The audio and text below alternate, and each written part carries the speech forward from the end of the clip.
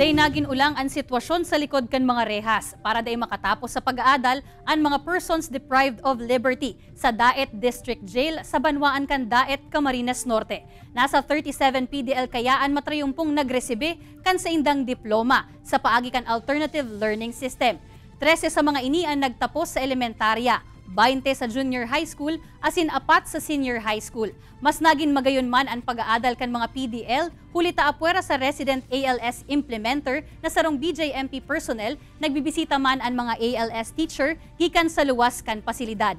Ang nasambitan ng programa, parte kan kampanya kan BJMP Camarines Norte, nganing mareforma ang mga PDL asin mabago ang buhay kan mga ini. Mantang nasa laog pa kan kulungan, hasta sa oras na makaluwas na ang mga ini.